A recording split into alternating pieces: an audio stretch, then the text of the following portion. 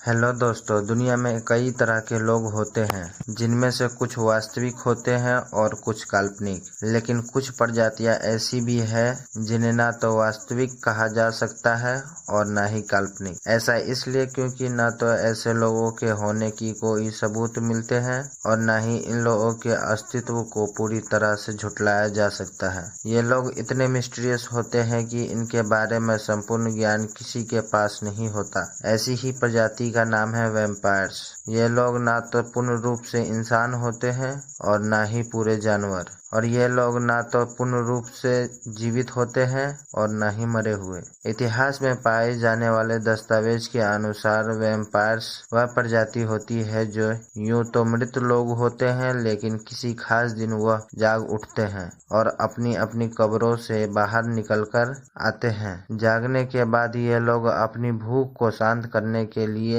इंसान या किसी जानवर का खून पीना पसंद करते हैं और फिर सूर्य उदय होने से पहले वापस अपने कब्रों में सो जाते हैं। इतिहास में ऐसे कई सारी घटनाओं को जिक्र है जो वैम्पायर्स की होने की तरफ इशारा करती है, लेकिन विज्ञान की अगर माने तो वैम्पायर्स की कोई अस्तित्व नहीं है, क्योंकि विज्ञान के मुताबिक किसी मरे हुए इंसान का फिर से जिंदा होना संभव नहीं। तो आइए जानते हैं ऐसे ही वैम्पायर्स के बारे में। Peter the ब्लडसकर। सन 1700 के समय में वैम्पायर्स और उनसे जुड़ी घटनाएं बेहद प्रचलित थी। सन 1700 से 1730 के समय को ड्रैकुला का समय माना जाता है। उन दिनों यूरोप और इंग्लैंड जैसी जगहों पर लोग वैम्पायर्स का नाम लेने से भी डरते थे। सन 1725 में किसी लोया सबरिया नाम के जगह पर एक किसान था जिसका नाम पीटर था। उसकी मौत हो गई, लेकिन पीटर के मौत के कुछ ही दिनों बाद कुछ ऐसे घटित हुआ जिसे देखकर लोगों के रोंगटे खड़े हो गए। अपनी मौत के 3 दिन बाद पीटर अपने 10 साल के बेटे के पास आया और अपने बेटे से कुछ खाने के लिए मांगा। उसके बेटे ने पीटर को खाना दे दिया और पीटर वहां से चला गया। लेकिन अगले दिन पीटर फिर से अपने बेटे के पास आया, खाना मांगने लगा, लेकिन इस बार उसके बेटे ने पीटर को खाना देने से इनकार कर दिया। अगली सुबह पीटर का बेटा मृत अवस्था में पाया गया। उसके शव को देखकर साफ पता चल रहा था कि उस बच्चे के शरीर में खून की एक बूंद भी नहीं थी, क्योंकि उस बच्चे का शरीर पूरी तरह से सफेद पड़ चुका था और उसकी आंखें खुली हुई थी, जिन्हें देखकर लग रहा था मानो बच्चे ने मरते समय कोई बेहद खौफनाक चीज देख ली हो। उस बच्चे के डेड बॉडी में सबसे ज्यादा विचित्र यह बात थी कि बच्चे की गर्दन की दाहिनी और पिछले भाग पूरी तरह से घायल था। उसके घाव को देखकर ऐसा लग रहा था कि मानो किसी ने उस बच्चे की गर्दन को नोच रखाया हो। इस मौत के बाद लगातार 9 दिनों तक बिल्कुल इसी तरह से मौतों का सिलसिला चलता रहा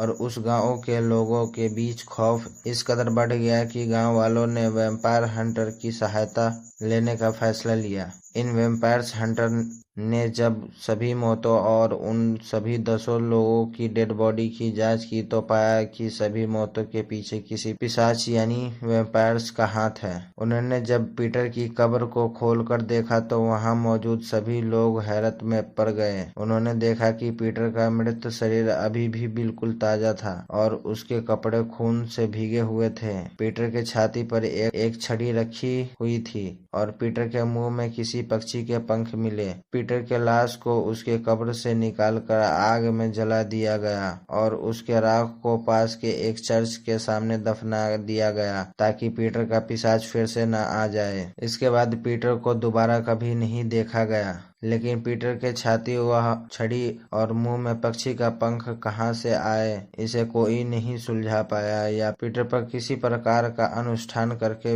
उसे वैम्पायर बनाया गया। इस सवाल का जवाब पीटर के राख के साथ उसके हमेशा के लिए जमीन में दफन हो गया। एलिजाबेथ बेथरो। एलिजाबेथ बेथरो को द ब्लड कंट्रेस के नाम से भी जाना जाता है। उसने 21 अगस्त 1614 तक हंगरी पर राज किया। एलिजाबेथ को इतिहास इतिहास में सबसे क्रूर महिलाओं में से एक माना जाता है, जिसके चलते Guinness book of world record में सबसे ज्यादा कत्ल करने वाली महिलाओं में एलिजाबेथ का नाम दर्ज है। बहुत से इतिहासकारों का मानना है कि एलिजाबेथ एक जीती जागती वैम्पायर थी। वह लोगों को बहुत क्रूरता से मौत के घाट उतार देती थी। लोगों को मारने के लिए वह नए नए तरीके अपनाती थी, जिससे मरने वालों को अधिक से अधिक तकलीफ पहुंचे। वह अपने शिकार को सुइयों और कीलों से गोदती थी ताकि उसके शरीर से धीरे धीरे सारा खून निकल जाए और वह इंसान तड़प तड़प कर दम तोड़ दे। इसके अलावा वह लोगों को निर्वस्त्र करके बाहर ठंड में छोड़ देती थी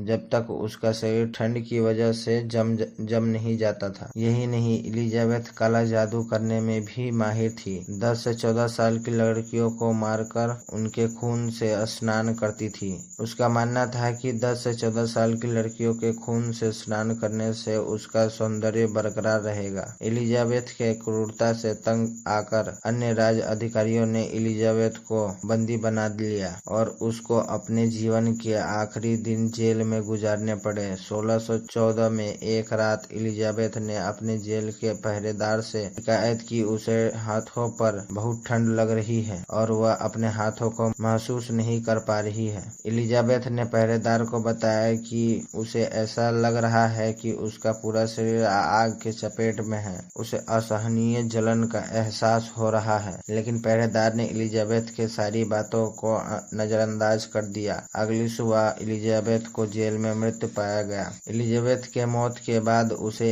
एक कॉफिन में रखा गया और उसे दफनाने के लिए ले जाया गया, लेकिन दफनाते समय जब कॉफिन को खोला गया तो सबके होश उड़ गए, क्योंकि कॉफिन में से एलिजाबेथ की लाश गायब हो चुकी थी। एलिजाबेथ की लाश गायब होने के कारण और रहस्य आज तक किसी को पता नहीं चला। क्या वह वाकई एक वैम्पायर थी? क्या वैम्पायर सिर्फ एक धारण मात्र है या वाकई वैम्पायर्स होते हैं? तो दोस्तों, आपको इस वैम्पायर की कहानी से क्या लगता है? नीचे कमेंट करके हमें जरूर बताएं। इस तरह के और भी रहस्यमयी कहानियां की वीडियो देखने के लिए हमारे चैनल को सब्सक्राइब करें और शेयर करें।